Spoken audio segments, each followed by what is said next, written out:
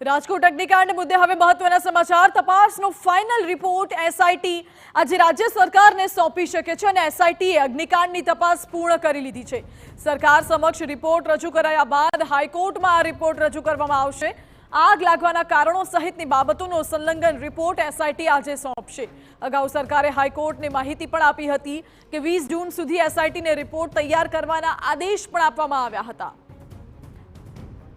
એટલે આજે એસઆઈટી આ રિપોર્ટ સરકારને સોંપશે અને હાઈકોર્ટમાં માહિતી પણ આપવામાં આવશે। વધુ જાણકારી સાથે જોડાયા છે સંવાદદાતા રોનક, શું અપડેટ્સ આ કેસમાં? માનસી, જે પ્રકારે રાજકોટમાં ગેમ ઝોન દુર્ઘટના થઈ હતી અને તેમાં કેટલાક લોકોએ પોતાના જીવ ગુમાવ્યા હતા, સમગ્ર મામલે રાજ્ય સરકારે તાત્કાલિક ધોરણે જે સ્પેશિયલ ઇન્વેસ્ટિગેશન ટીમ છે, વિશેષ તપાસ દળ, તેની રચના કરી હતી અને કેટલાક જે નિષ્ણાત સભ્યો છે તેનો તેમાં સમાવેશ કરવામાં આવ્યો હતો ને ત્યારબાદ જે તપાસ છે તે આગળ વધી હતી। જે એસઆઈટીની ટીમ છે તે સ્થળ તપાસથી લઈને અનેક જે તપાસો છે તે કરી હતી, જેમાં આગ લાગવાનું શરૂઆત કેમ જલ્દીથી જલ્દી આગ પર કાબુ ન મેળવી શકાયો અને આટલા લોકોએ પોતાના જીવ ગુમાવ્યા, આ બાબત સહિતના અનેક બાબતોને લઈને જે રિપોર્ટ તૈયાર કરવાના જે આદેશ આપવામાં આવ્યા હતા તે આ રિપોર્ટ આજે રાજ્ય સરકારને રજૂ કરાઈ શકે છે।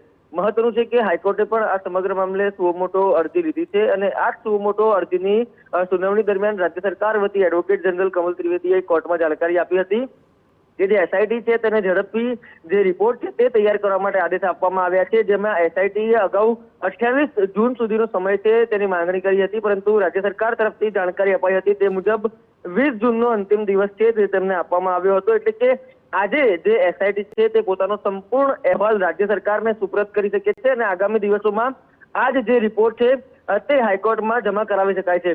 મહત્વનું છે કે પાછલા કેટલાય વર્ષોનો જે ઘટનાક્રમ છે તેના ઉપર નજર કરીએ તો એ ચાહે ઇસ્કોન બ્રિજ અકસ્માત કેસ હોય કે એ ચાહે મોરબી દુર્ઘટના હોય, તમામ જે બાબતો છે એ તેમાં વહેલી ચાર્જશીટ કરવાની વાત હોય કે પછી તપાસમાં ઝડપ લાવવાની વાત હોય, રાજ્ય સરકાર તરફથી હંમેશા એવું કહેવામાં આવ્યું છે કે જે ઝડપી છે તે કાર્યવાહી કરવામાં આવશે અને આ જ કેસમાં પણ એવું લાગી રહ્યું છે કે જે આજે એસઆઈટી છે તે પોતાનો સંપૂર્ણ તપાસ અહેવાલ છે તે રાજ્ય સરકારને સોંપી શકે છે, ત્યારે તેમાં મહત્વના ખુલાસાઓ થઈ શકે છે કે કયા પ્રકારની બેદરકારી છે તેઓ રાખવામાં આવી હતી અને તેના જ કારણે જે લોકો છે તેમણે પોતાના જીવ ગુમાવ્યા છે।